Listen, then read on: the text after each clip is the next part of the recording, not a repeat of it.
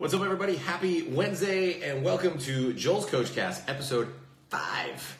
Already, it has been 5 weeks, and that is crazy. And I know the backdrop doesn't look like it's changed at all, but we're in the new house, and the new digs, the new office. And if it sounds a little echoey, it's because there's nothing in here yet except for a couple pictures on the wall, and it's like very much a echo chamber. And just real quick before I bring our guests on for tonight, for everyone who thinks that it's always so nice in Southern California, hold on, I'm going to turn this because I can now in my office. Look at this.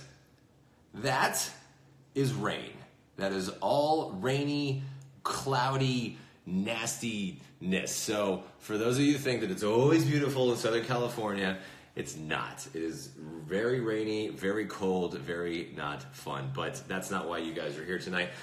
You jumped on because I shared today in my stories of who the guest is. And without further ado, let me do this, let me do that. I'm going to add it. Producing. So excited for this guest on tonight because this is someone that I've known for a while.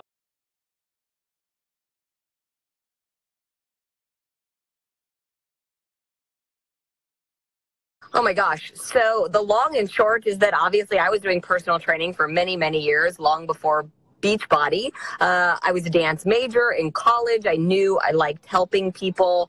And so that's what I wanted to do. And then I got certified to be a personal trainer 12 or 13 years ago. And I was doing a combination of in-home training as well as working at Equinox.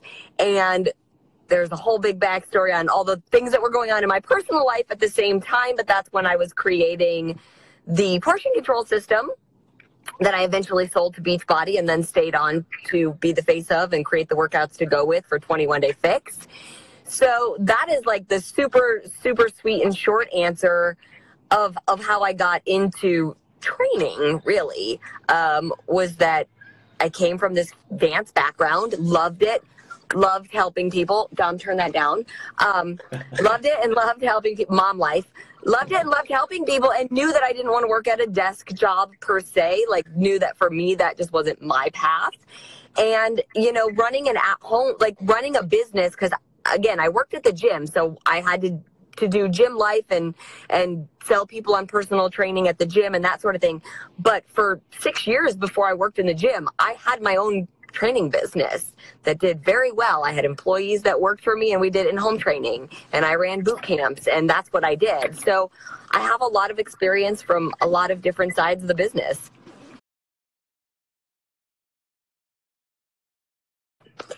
So with the success of 21 Day Fix, the biggest thing for that was I'm very involved in everything of obviously the creating of my programs, but then I'm also very involved with the community. So I listen, I watch, I pay attention to what everybody's asking for. And with 21 Day Fix and the container system, the biggest thing that I was seeing people ask for, 6, 7, 8 months into doing the program was recipes. So that was my first time to speak up and ask for something that I wanted. I think that's a big thing that we're afraid of in life is to just ask for what we want. And the answer is always going to be no if you don't ask. But you just never know what'll happen if you do. You might get a yes out of it. And I really, really, really wanted to do a cookbook for 21 Day Fix with Fix approved recipes. And most people have heard me joke about the story about like I asked Carl if I could do it. He said yes. He didn't say no right at all. He said yes. But the funny thing is when he said yes, it was like, okay, cool, we'll do that. And it wasn't until we had produced the book and we were getting ready to launch the book at Summit that I was in a meeting with the team and they told me how many copies they were going to bring to Summit that year. And it was a fraction of how many people were coming to Summit. And I was just like, you got to be kidding me. That's a terrible idea. You're going to leave money on the table right now. And they were like, why? No, nobody, like, it's not going to sell that much. And I was like, are you insane? Like this, again, I had to speak up. And they were dead set against bringing more. And I had to go to Carl and I had to say to Carl, like, we did the book. Now you have to be ready to sell the book. You can't show up to Summit with I think they were going to bring like 5 or 10,000 copies. And we argued about it. And he was like, Autumn, it's just a little cookbook. it's like just a whatever, nothing, like add-on. And I was like, okay. And he said to me, he goes, I mean, I could be wrong. I'll eat shit if I'm wrong, part of my language, but that's what he said. And he's like, but I don't think I'm wrong. And he's like, but all right, fine. We'll bring more copies. We'll bring 20,000 and we'll ship 10,000 back to Ohio. Right. We sold out in the first 2 days of Summit. There you go. It tends to be So the point of that story is, though, is that if I didn't ask to do the cookbook, there wouldn't be a cookbook, and there wouldn't be a cooking show, and there wouldn't be a volume 2 of the cookbook. And if I didn't ask for more copies to come to Summit and actually really have to, like, not push in a mean, aggressive way, but push in a, I really believe in this, and I've got my pulse on the finger of the community, and I really think we're going to sell more than 10,000 copies, we wouldn't have had them there to sell. So part of it is just paying attention and knowing what to ask for and when. And part of it is knowing when to push a little bit and also when to not push a little bit.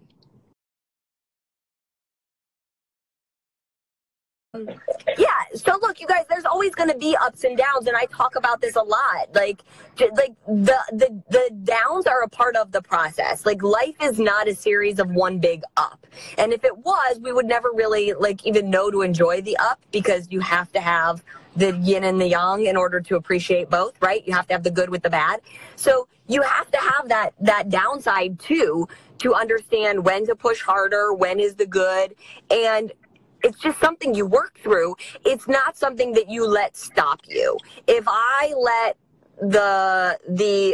I don't call them failures, I call them redirects. If I let my redirects be perceived as failures, or if I let them stop me, I wouldn't be where I am right now, because there was a lot of them all throughout life. One, to get to where I was, even with getting my first program with Beachbody. But then, you know what, like, then we had 21 Day Fix, amazing. 21 Day Fix Extreme did well, but not as well as 21 Day Fix. Hammer and Chisel did okay, but nowhere near as great as 21 Day Fix. Country Heat did okay, but nowhere near, so for every one smash hit that you're maybe blessed enough to get, there's probably going to be 4, 5, 6, 10 mediocre things that come along in between, but they're all still stepping stones, because you learn from each event. So with 21 Day Fix Extreme, with the Masters Hammer and Chisel, with Country Heat, it was all stuff that I learned, and part of it learning about fitness, part of it working on my own skills in front of the camera, part of it about working with my team and the nutrition team, to lead to 80 Day Obsession.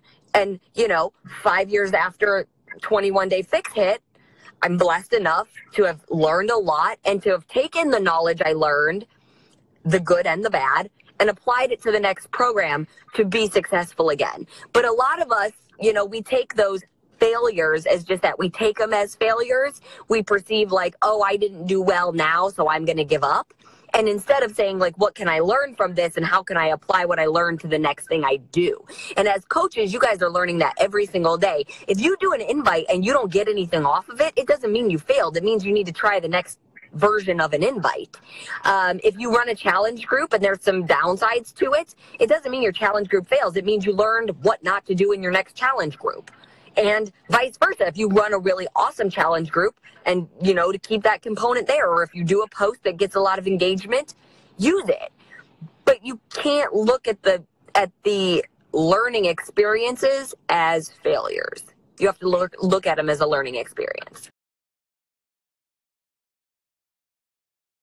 Yeah, so look, this is a fantastic topic. I talked about this back with 80 Day Obsession when 2B Mindset launched, but this is something that we're always going to talk about because we're a part of Team Beachbody, right? We're not Joel or Autumn as individuals only. We are a part of a fitness community. And what I've seen happen a lot over the years is, as coaches, you guys talk about whatever the latest program is, the newest launch, right? Okay. But you have to be really careful about how you do this. And I'm not saying that in like a negative way. I'm saying it in a way to make sure that you are optimizing your ability to reach as many people as possible. So we're at the launch of Transform 20. Shaun T hasn't had a program out in 3 years. People are hyped, as they should be. Transform 20 is going to crush it, okay? two things. One, Transform 20 went on sale yesterday. It's not available yet. You can't actually start the program yet. So all those people that just bought Transform 20 that now have access to Beachbody On Demand, they still have a month before they can do anything, before they can do any of the Transform 20 workouts. So get their butts doing something else, whether it's, Joel, what are your workouts called? Not your programs, but your workouts on BOD. Yeah, my exclusive workout. Yes. So you've got Joel's exclusive workouts. You've got a Little Obsessed, which is a 5-day program. A Little More Obsessed, which is a new 6-day program. You've got Clean Week. You've got Sean Week. You've got all these different week-long programs that you could be putting people in right now to just get moving. Or you could be, like, I know some people are doing Sean hybrid calendars, things like that, right? So one, get them moving. You've got the containers where you could start teaching people about the containers. I know we don't relaunch that program until the spring, but that doesn't mean the containers and the recipes aren't there. You've got 2B Mindset if you want to.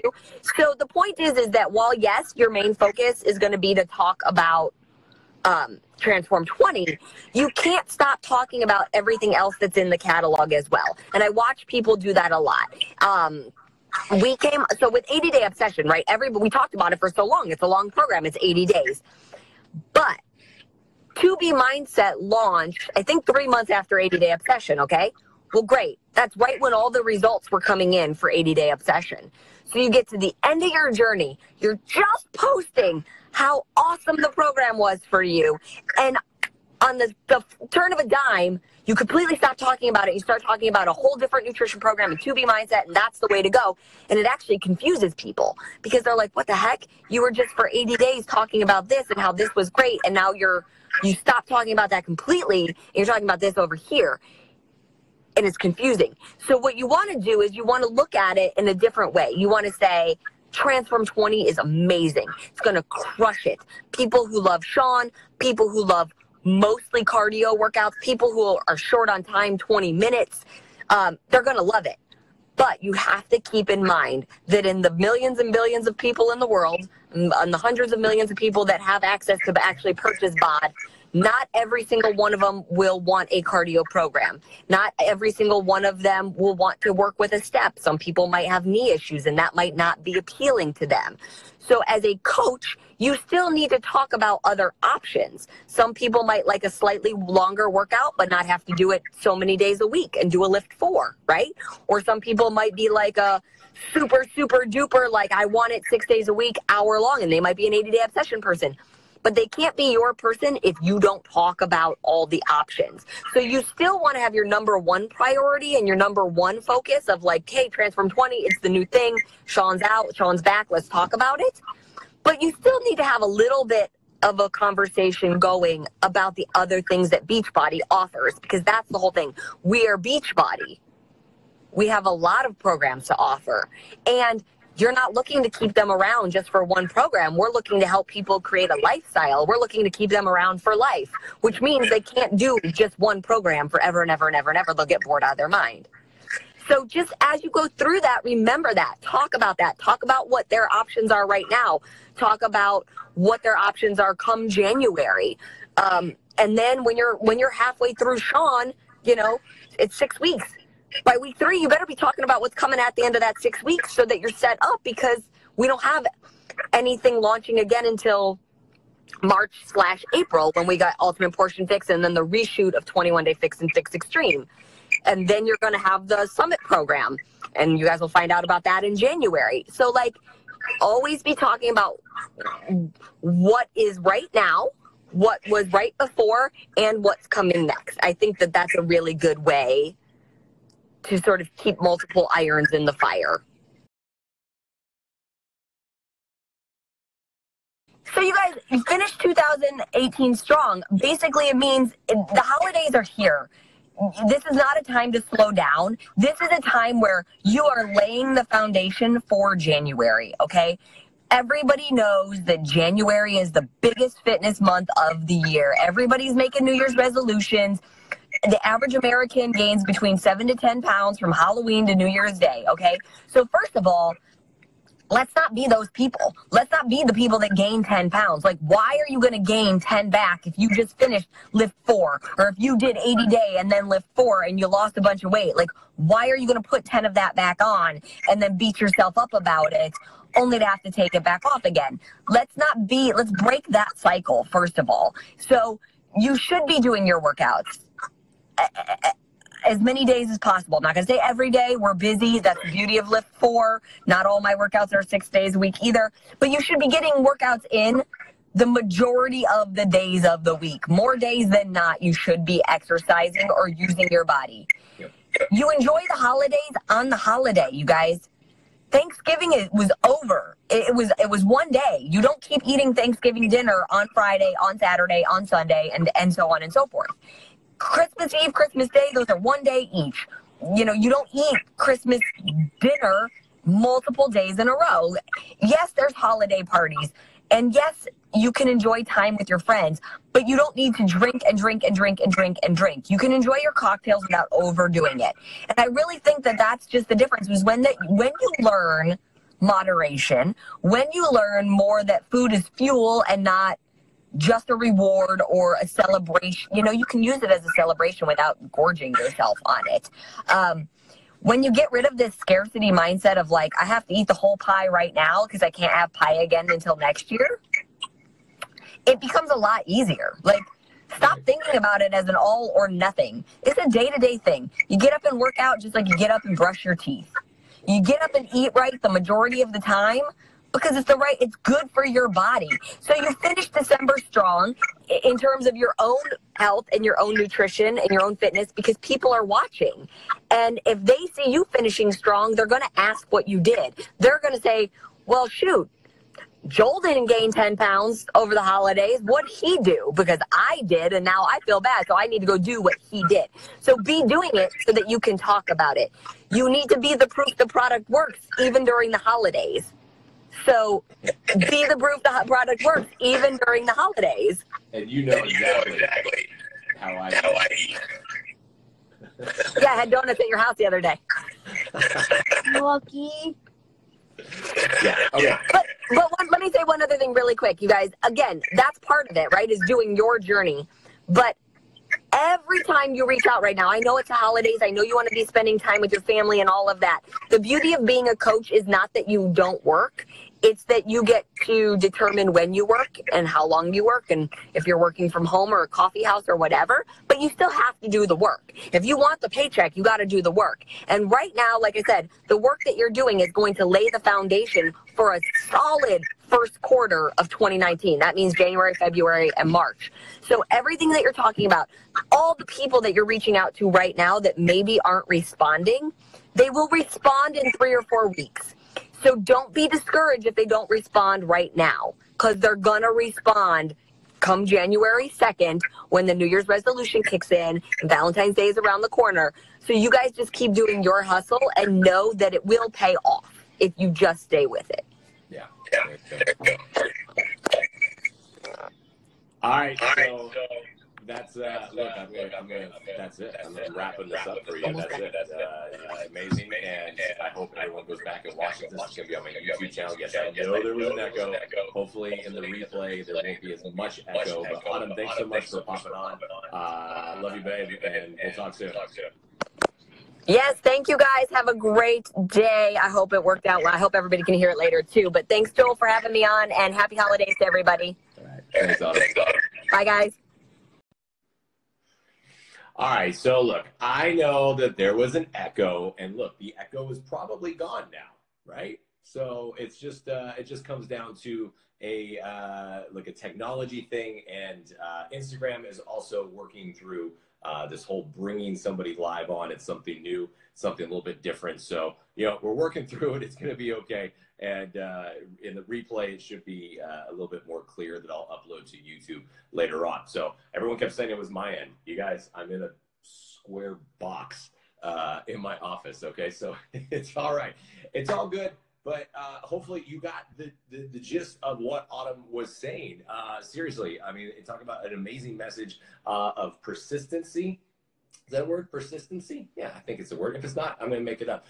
Being persistent and consistency. And the consistency is one of the biggest things that we are talking about nonstop on these CoachCasts. This is 5 weeks in a row now that the word consistency is going to come up, and I guarantee you next week that's going to come up as well when we do another CoachCast next Wednesday. So so listen up. Look, it's next Wednesday, 4 p.m. same time. Jatana Jackson, Instagram stories queen herself, is going to be on. And man, you want some insights in how to really work through Instagram stories and utilize Instagram stories to build your following. Oh my God, you will not want to miss next week because it's going to be amazing. So hopefully you go back and you watch some of this and you watch everything else in the rest of these CoachCasts, because you guys, there's just so much information that's being shared on these between Carl last week and Danielle and Mike Karpinko and Tanya and Autumn today. There's just a lot of information. So I hope you guys get on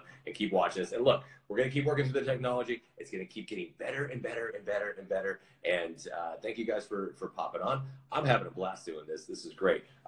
So I will see you guys next week. In the meantime, you need to be watching my stories for all the other good stuff. We got an announcement coming out for those of you that have been asking what's happening for January with Live 4 in terms of we got the hybrid calendar going on. So what's happening for January? I'm going to let you guys know tomorrow on Thursday. Okay? See you guys. I'm going to push end, and we're going to peace out. Later.